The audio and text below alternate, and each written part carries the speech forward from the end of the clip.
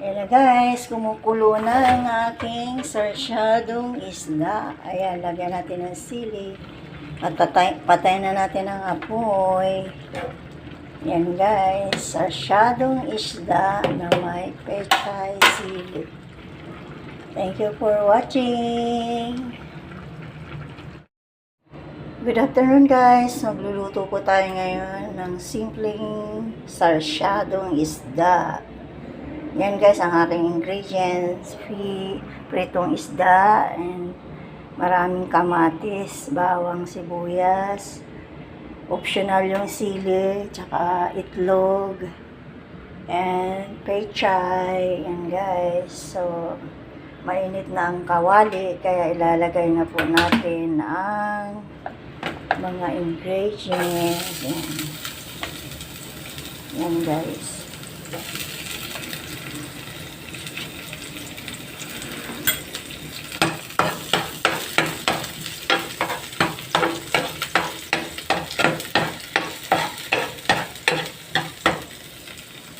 Sabay na natin guys ang sibuyas, yung kamatis,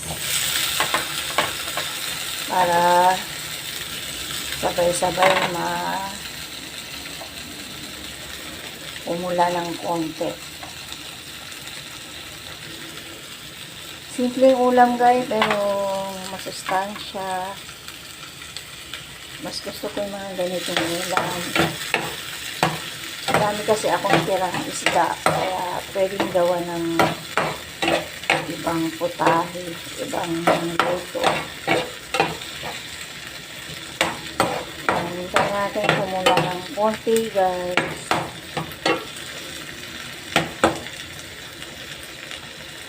Mas gusto ko guys maraming kamatis sa sarsyado para mas lamang yung medyo maasim-asim na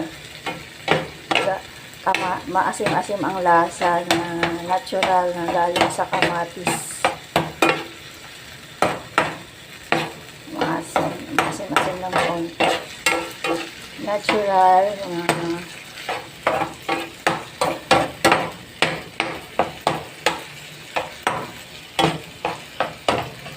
Yan guys. So, tapulay natin siya ng konti bago ilagay natin ang ating isda at saka gulay.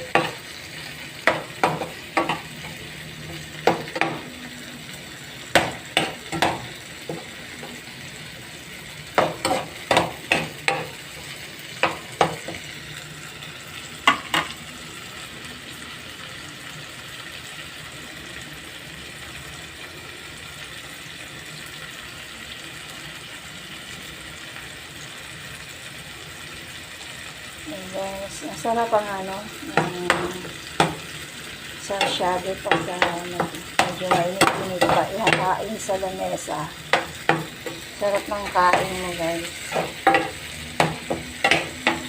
And guys, pwede natin ilagay ang isda.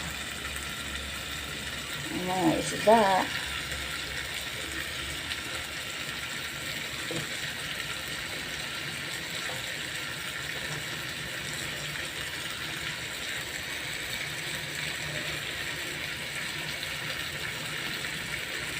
Yan guys, and yung kanyang gulay pwede na natin isabay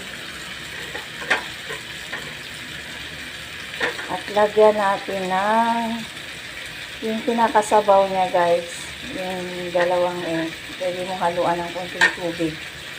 Yun na yung pinaka niya, sabaw niya para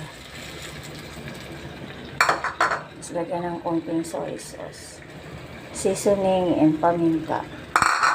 Mamaya ulit guys, pakuluin muna natin.